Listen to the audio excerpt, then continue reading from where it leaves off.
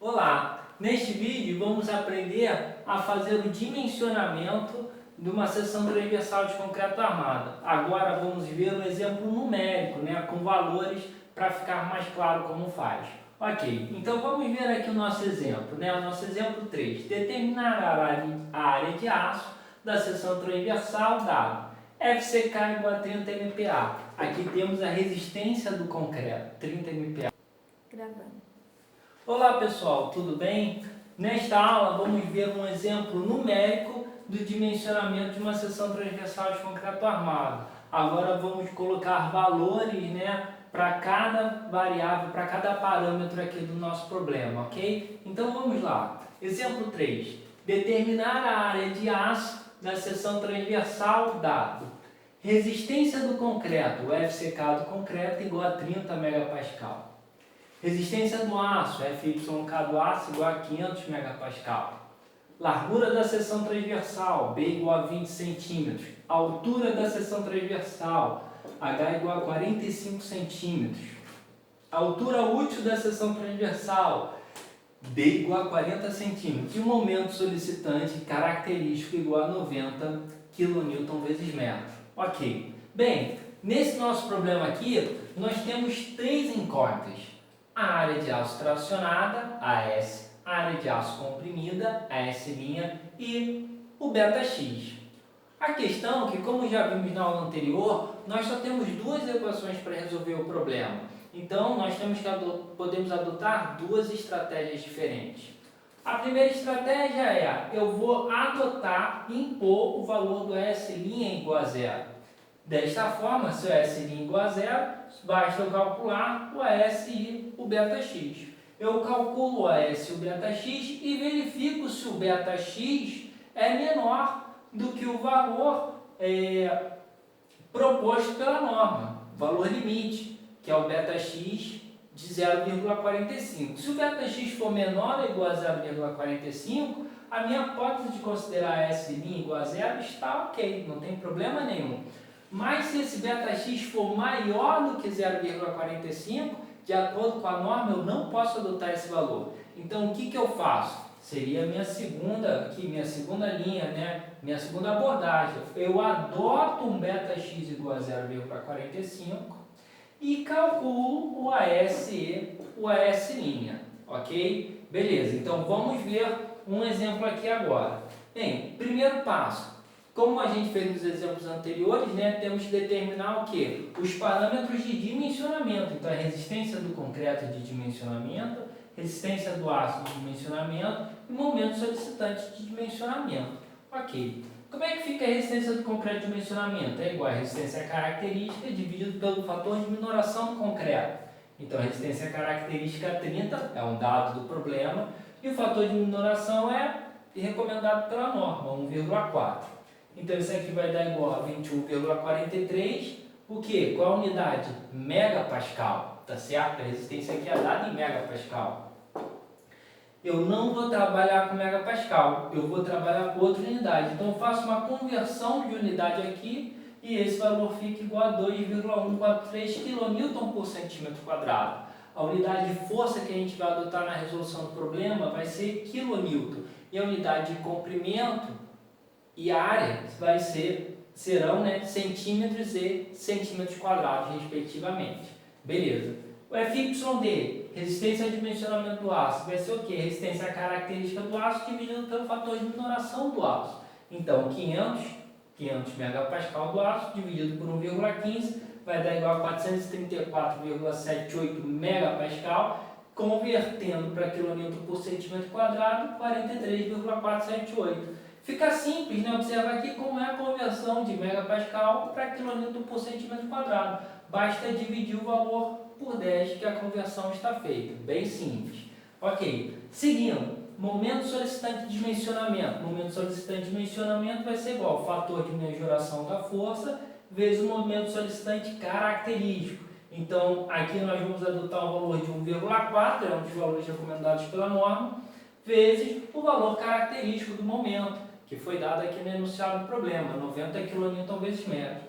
Isso dá um valor de 126 kN vezes metro e óbvio, como já comentamos, a nossa unidade de distância não é metro, é centímetros. Então, eu vou converter para centímetros. E aqui, né, 1 metro tem quantos centímetros? 100 centímetros. Então, basta eu pegar e multiplicar por 100. Então, vou virar 12.600 kN vezes centímetros.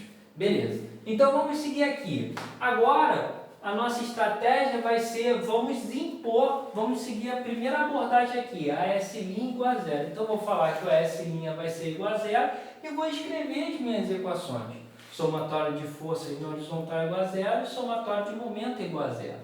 Somatório de forças na horizontal igual a zero, vou ter esta equação aqui, tá certo? Onde que está em vermelho, ΔX e o S, são as nossas incógnitas, ok. Os outros valores, FCD, B, D e FYD, nós já temos, né? FCD, B, D, FYD, tá certo? Já temos calculado todos esses valores. Entretanto, eu não consigo resolver aqui de cara essa equação. Por quê? Porque eu tenho, nessa equação, eu tenho duas incógnitas, não conheço nem ΔX, nem AS. Ok, então vamos ver a nossa equação de momento, né? Então, o somatório de momento igual a zero vai ser igual a menos MSD mais 0,68 vezes FCD vezes B vezes D ao quadrado vezes ΔX, que multiplica 1 menos 0,4 ΔX. Isso tudo aqui igual a zero. Também podemos ver aqui que a única incógnita que temos é o ΔX, tá certo? O valor de MSD nós já calculamos, ok? E o valor de FCD também já calculamos. E o valor de B e de D são dados do problema. Como vimos no vídeo anterior, esta equação aqui é uma equação do segundo grau e na solução dela pode ser representada por esta outra equação aqui, tá certo? Vimos como chegamos nessa equação no vídeo anterior. Ok. E agora basta eu substituir os valores. Então, tenho todos esses valores, então vou substituir o valor do MSD, vou substituir o valor do FCD, do B e de D. Tá? Atentando que as unidades são todas compatíveis, né? Tá todo mundo com unidade de força quilonewton e unidade de distância centímetros, tá certo? Ok. Então, fazendo a conta desse valor aqui, ó, vamos achar que este valor aqui é igual a 0,432.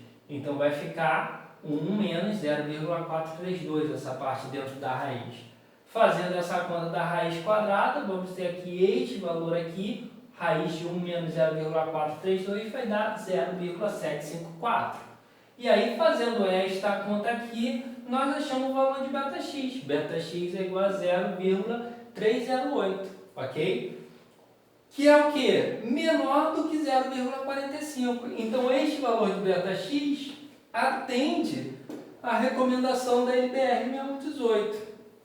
Isso aqui mostra que a nossa hipótese inicial de adotar o AS igual a zero foi uma hipótese correta. Poderíamos ter um exemplo que o ΔX desse maior do que 0,45.